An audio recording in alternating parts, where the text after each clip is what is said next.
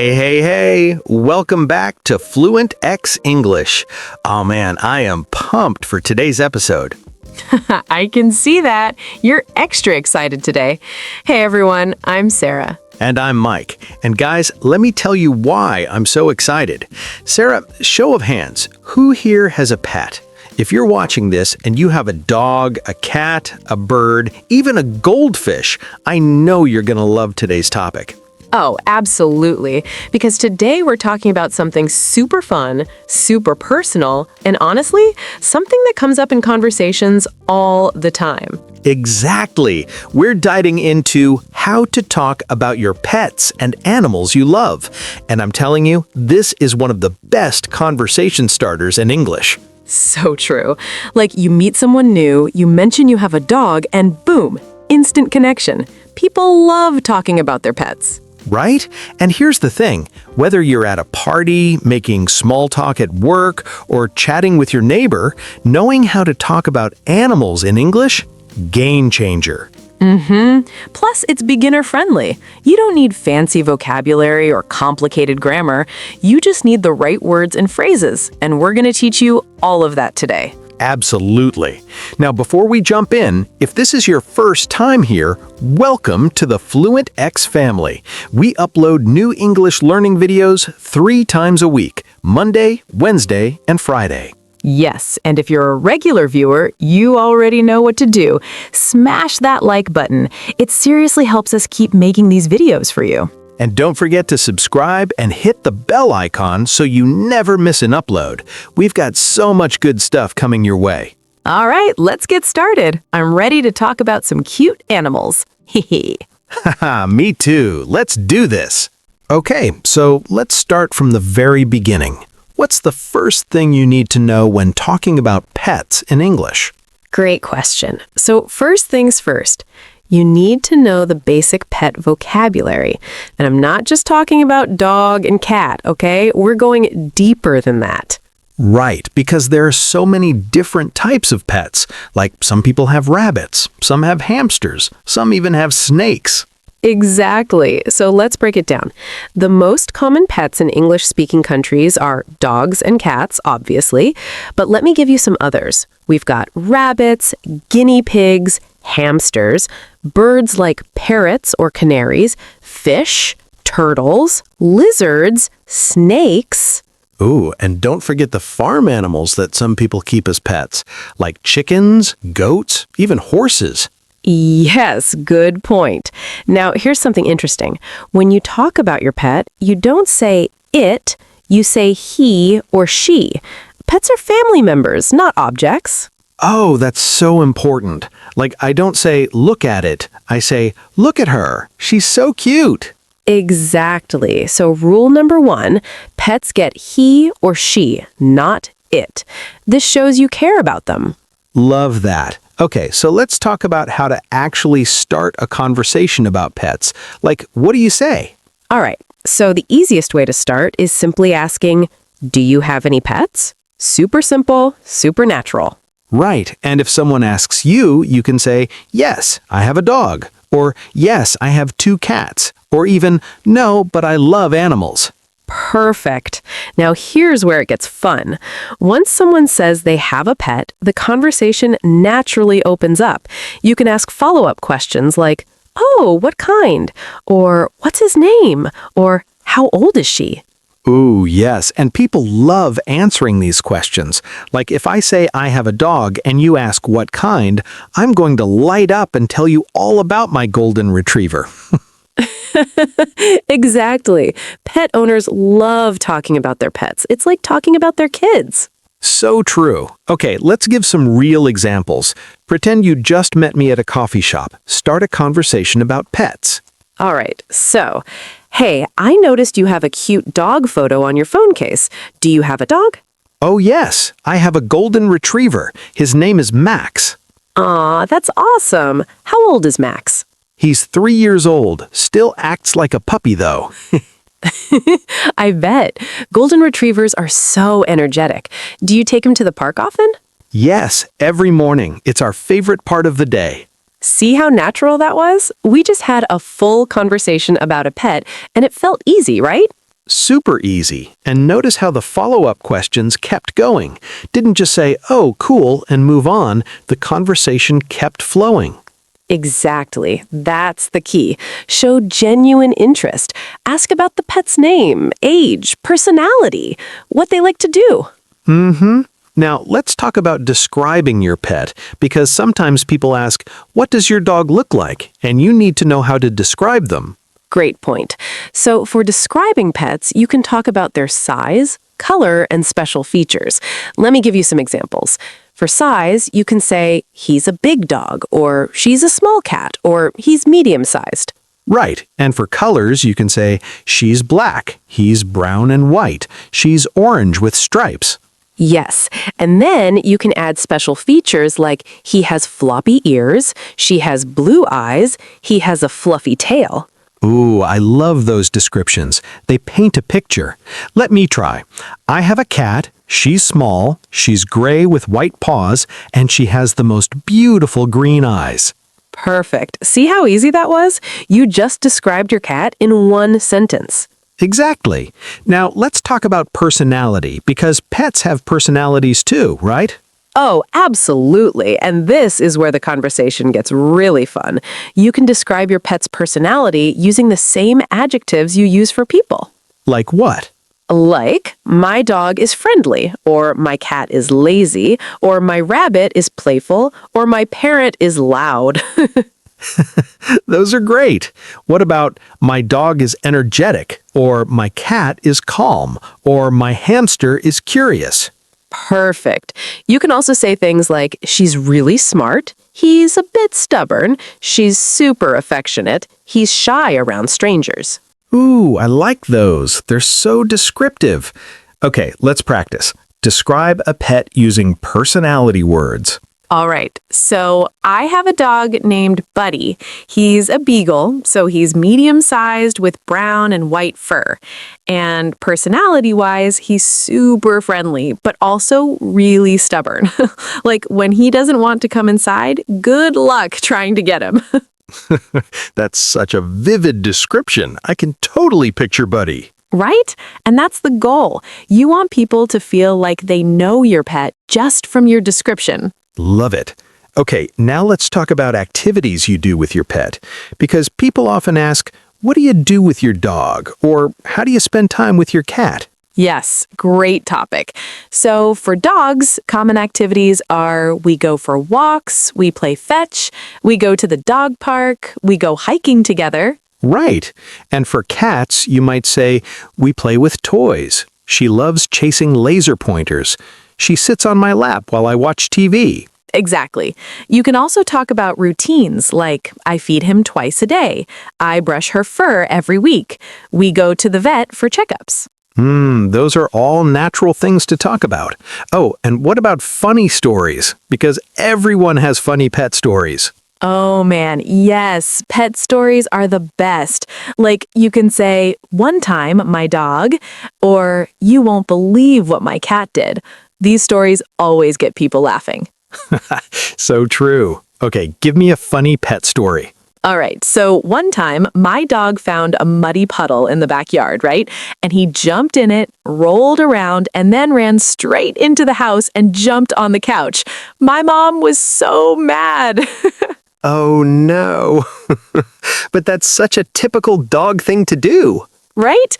And people love these stories. They're relatable and they show your pet's personality. Absolutely. Okay, before we move to part 2, let's do a quick recap. What have we learned so far? Great idea. So everyone, in part 1, we covered the basics, how to start a conversation about pets by asking, do you have any pets? How to describe your pet using size, color, and features, how to talk about personality traits, and how to share activities and funny stories. Perfect. And remember, use he or she for pets, not it. This is super important in English. Exactly.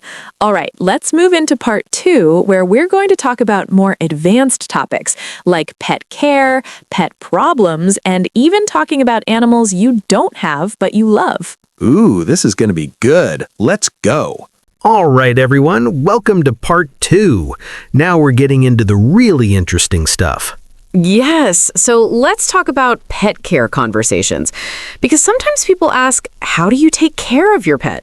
Especially if you have an unusual pet, like a parrot or a snake. Great point. So pet care conversations usually involve talking about feeding, grooming, exercise, and health. Let's break each one down. Okay, feeding first. What do you say? So for feeding, you can say things like, I feed my dog twice a day, or my cat eats wet food in the morning and dry food at night, or my fish only eats a pinch of food once a day. Right, and you can talk about special diets too, like my dog is on a grain-free diet, or my cat is allergic to chicken. Exactly. People with pets understand these details, so don't be afraid to get specific. Okay, what about grooming? Grooming is all about keeping your pet clean and healthy. You can say, I brush my dog every day, or I take my cat to the groomer once a month, or I trim my rabbit's nails every few weeks. Ooh, and for long-haired pets, you might say, I have to brush her constantly or she gets matted fur. Yes, that's a great detail. Now, exercise, this is huge for dogs especially. You can say, we go for a 30-minute walk every morning, or we play fetch in the backyard, or he runs around the dog park for an hour. Right, and for indoor pets like cats, you might say, she plays with her toys, or she has a cat tree to climb. Perfect. Now, health conversations, this is where you talk about vet visits, vaccinations, and any health issues. You can say, we go to the vet twice a year for checkups, or she just got her rabies vaccine, or he's on medication for allergies. Those are all supernatural things to say. And what if your pet has a health problem? How do you talk about that? Good question. So you can say, my dog has hip problems, or my cat has diabetes, or my parrot has a respiratory infection. And then you can explain how you're managing it. Right, like we give him medication every day, or she's on a special diet now, or we're working with the vet to find a treatment. Exactly. And here's the thing. People are usually very understanding and supportive when you talk about pet health issues. It's a normal part of being a pet owner. So true. Okay, let's shift gears. What about talking about getting a new pet? Like someone asks, are you thinking about getting a pet? Ooh, good topic. So if you're thinking about getting a pet, you can say, I'm considering getting a dog, or I'm thinking about adopting a cat, or I want to get a pet, but I'm not sure what kind yet. Right, and then you can talk about the decision process, like I'm doing research on different breeds, or I'm visiting shelters to see which pet is right for me.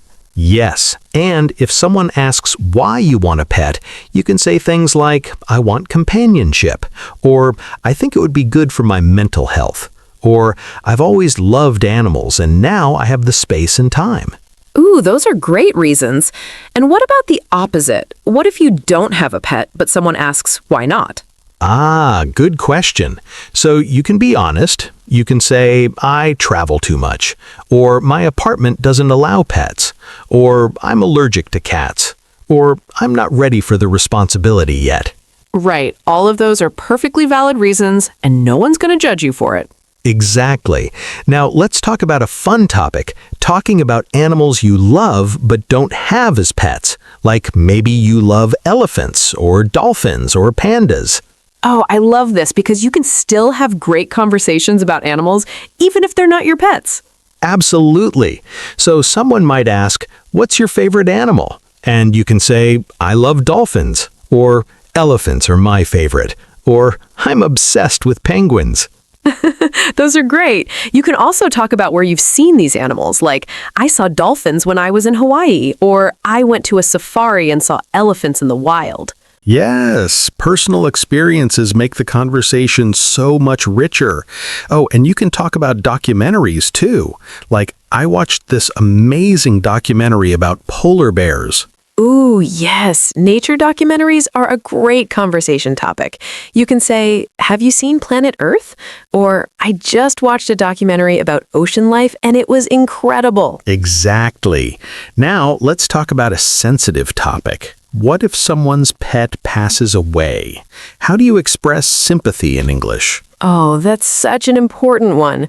Losing a pet is heartbreaking. It really is. So if someone tells you their pet passed away, you can say, "I'm so sorry for your loss," or "That must be so hard," or "He was lucky to have you." Those are gentle and kind. You can also say, "I know how much you loved her," or "Do you want to talk about it?" Yes, offering to listen is really meaningful. And if they want to share memories of their pet, let them. It's healing. Absolutely. You can also share a memory if you knew their pet, like, "I'll always remember how playful she was," or "He had such a great personality." Perfect. And what about the flip side? What if you want to tell someone about a pet you lost? How do you bring that up? Good question. I think you just say it simply and honestly. Like, "I used to have a dog, but he passed away last year."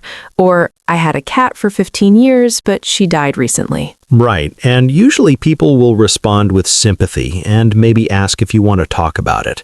You can share as much or as little as you're comfortable with. Exactly.